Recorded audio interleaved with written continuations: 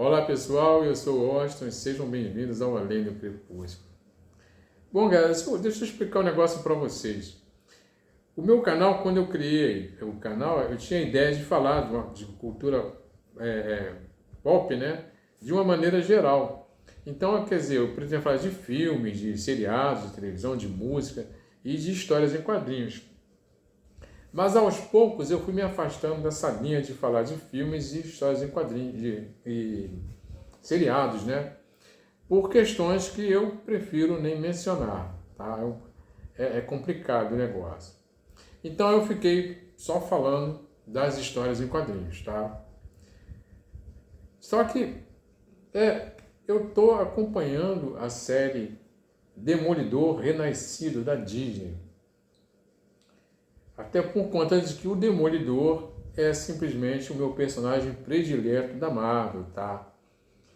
Então não poderia deixar de acompanhar a série. Só que o que aconteceu, quer dizer, o que está acontecendo com a série, realmente, eu acho que merece ser discutido, entendeu? Eu acho que a Disney, ela vai entrar para a história como uma empresa que mais desconstrói personagens, entendeu?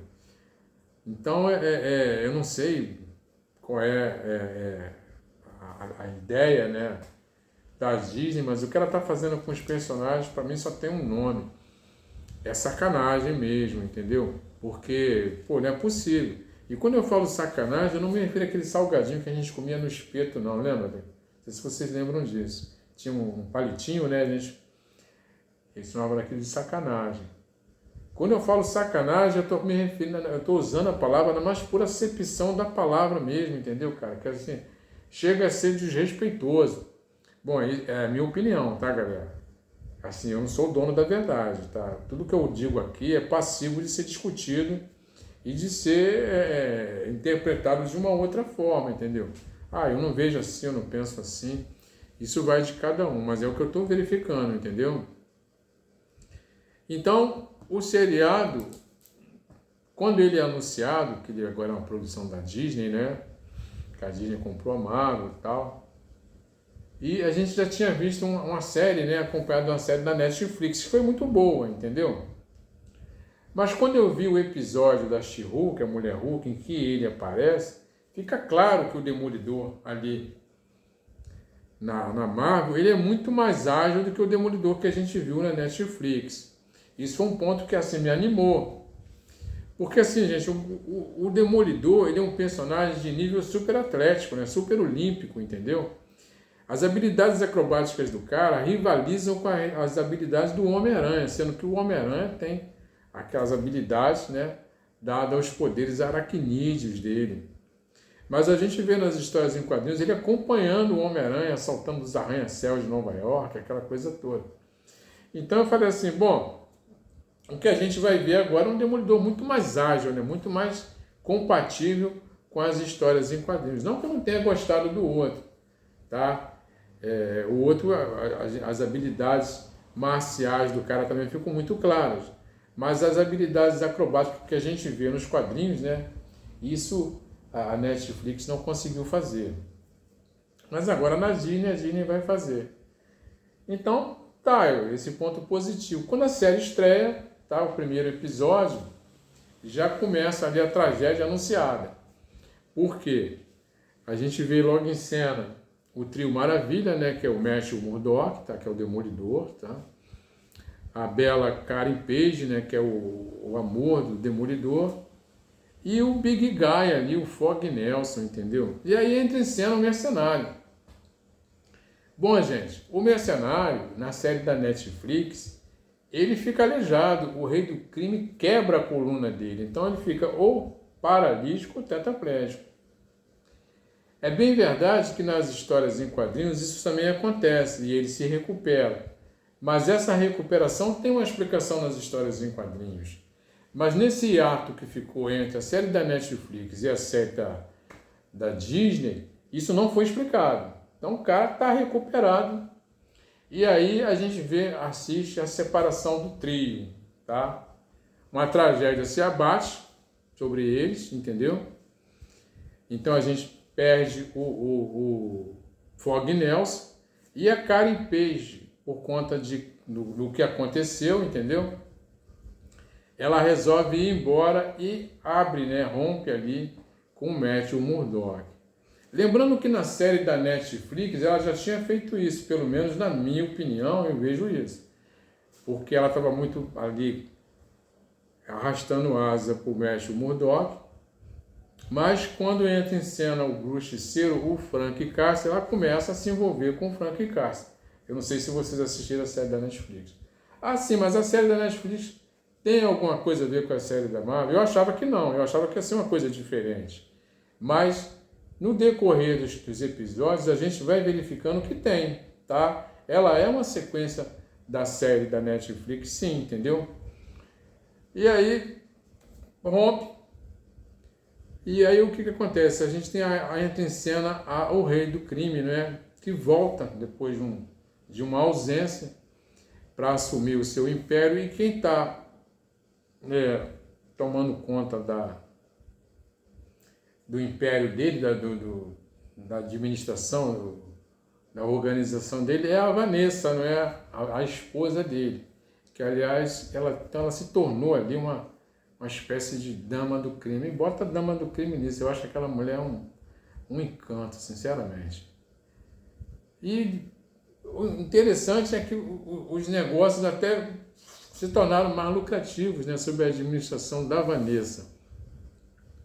E aí o rei do crime decide que não basta só uma organização criminosa, né? Ele quer dar um voo maior. E ele se torna o prefeito de Nova York. Bom, galera, nessa fase aqui do Zdarsky, tá? Cip Zdarsky, Demolidor aqui, ó, tá? Aqui eu acompanhei, que aliás é excelente, eu indico, nos quadrinhos. O Wilson Fisk, ele tá como prefeito realmente, entendeu? Só que essa escalada dele ali de chefe de organização criminosa para a prefeitura de Nova York, houve todo um período, um desenvolvimento, entendeu? Para que isso acontecesse. Na série, não. Ele decide ser o prefeito de Nova York e de repente ele já é o prefeito de Nova York, entendeu? E aí entra em cena um terceiro vilão, que é o Muse, né? O Muse, entendeu? O Muse, ele é um artista, ele se considera um artista, um grafiteiro, que usa como matéria-prima para produzir as suas pinturas nas paredes o sangue das suas vítimas, né? Que já totalizam mais de 60 mortos aí, entendeu? Bom, aí os amigos, os sócios do Matthew Murdock estão vendo que ele está sozinho, está solitário, a Karen Page foi embora, aquele negócio todo. Resolve então arrumar um novo romance para ele, e ele conhece a bela doutora Hayter, né? Que é uma psicoterapeuta, psiquiatra, analista, e que se torna um novo afé ali do Demolidor. Mas aí tudo bem. Acontece que a Vanessa e o rei do crime, eles resolvem, eles estão separados, né? Assim, ele quer se reconciliar com a esposa, aquela coisa toda, e eles vão fazer análise. E com quem que eles vão fazer análise, gente? É com a Hayter, exatamente a namorada do Demolidor. Não é assim, aí começa assim, as coisas ficarem, pô, Nova York é uma cidade com milhões de pessoas, caramba, pô. Tinha que ser logo ela, né? Pois é. Aí tem o episódio 1, que tem essa entrada do Demolidor, que foi só isso mesmo. Aí vem o episódio 2, nada de Demolidor. Episódio 3, nada de Demolidor. Episódio 4, nada de Demolidor. Episódio 5, nada de Demolidor. Aí no episódio 6, o Demolidor dá as caras na sequência final, que ele vai atrás do Muse, né? Que ele sequestrou uma menina, né? Ela é ali, parente, agora não lembro se ela é filha, se ela é sobrinha do Tigre Branco, né? Que ele estava defendendo o caso, que foi assassinado. Outro personagem ali dos quadrinhos, e que morre realmente nas histórias em quadrinhos, tá? E aí o Muse sequestra a garota e o Demolidor então resolve voltar, tá? Ele tinha decidido que ele não seria mais um vigilante mascarado chamado Demolidor. Então ele vai ali no encalço, e aí trava uma batalha que eu achei interessante. O Muse, nas histórias em quadrinhos, ele realmente tem alguns poderes psíquicos que até embaralham ali os sentidos do homem sem medo, e que também ele tem habilidades marciais que rivalizam com a do Demolidor.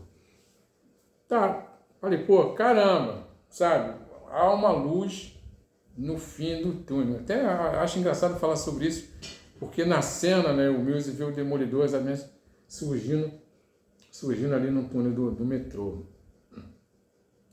Tá legal. Aí vem o episódio 7, galera. E aí, ó, a catástrofe total, gente. Que decepção, que frustração, gente. Que desapontamento. É inenarrável. Não consigo nem descrever para você o que eu senti hoje vendo aquele episódio. Tá, vamos lá. O Muse escapa, né? O Muse, né? Muse, sei lá. Ele escapa. E aí a gente vai descobrir que ele é paciente da doutora Hayter, a namorada do Demolidor. Gente, pelo amor de Deus, caramba. Parece novela, né, de televisão. Porque na novela de televisão isso acontece muito, né? Ali, no começo tem o núcleo da novela, né?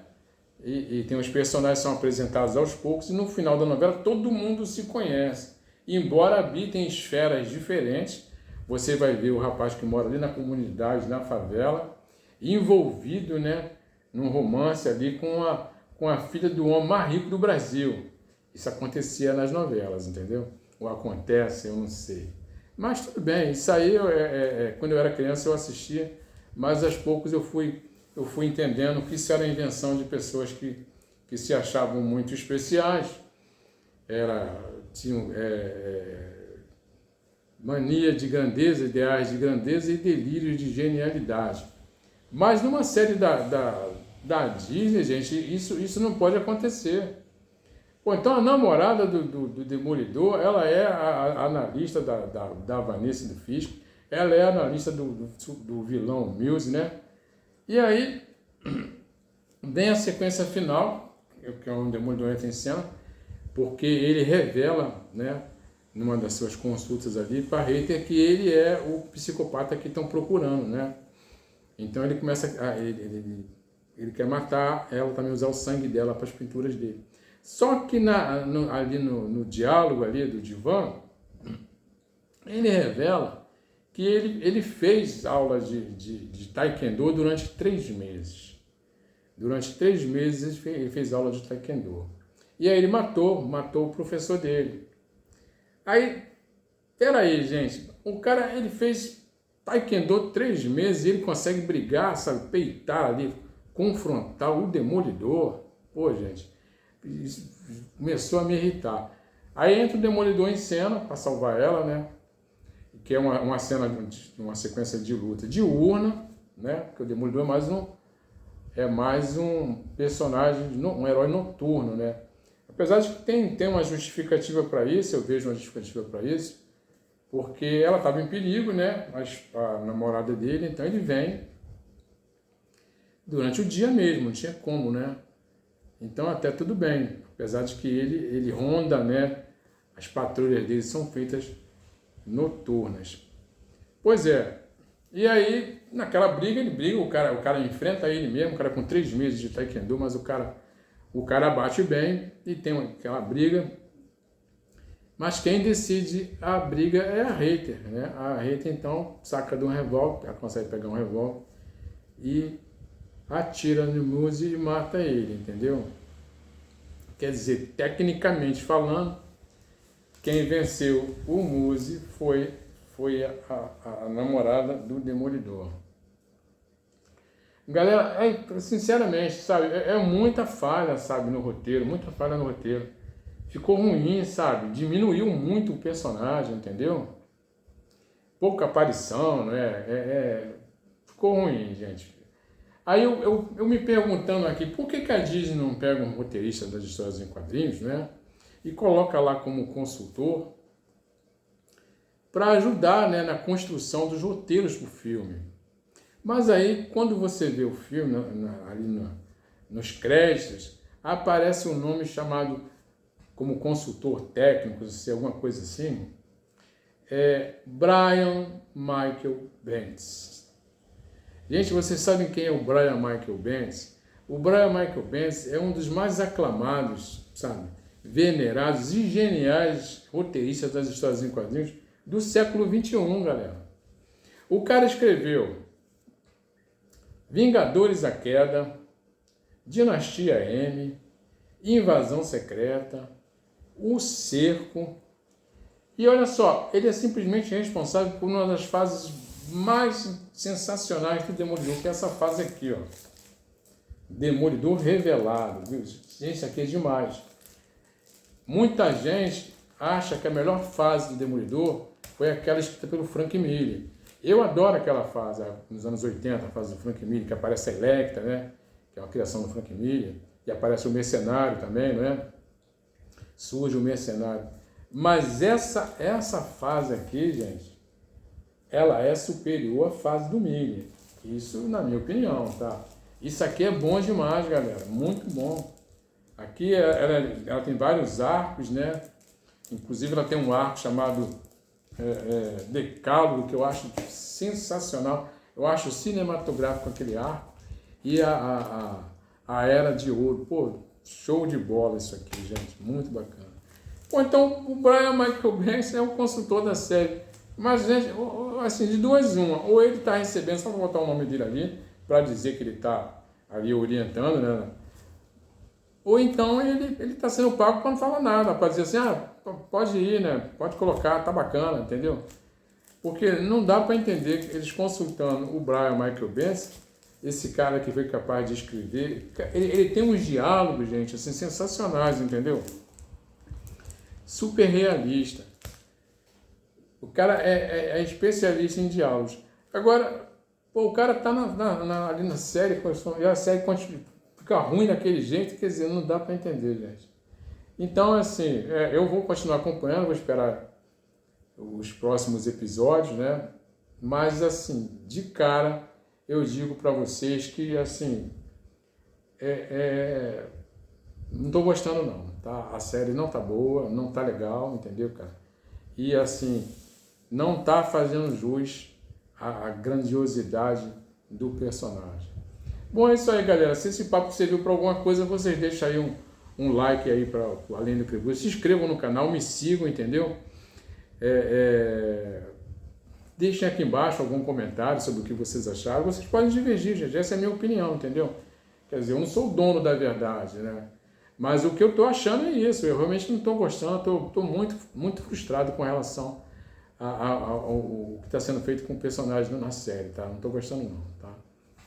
E como eu sempre digo, a gente volta a se ver. Tchau.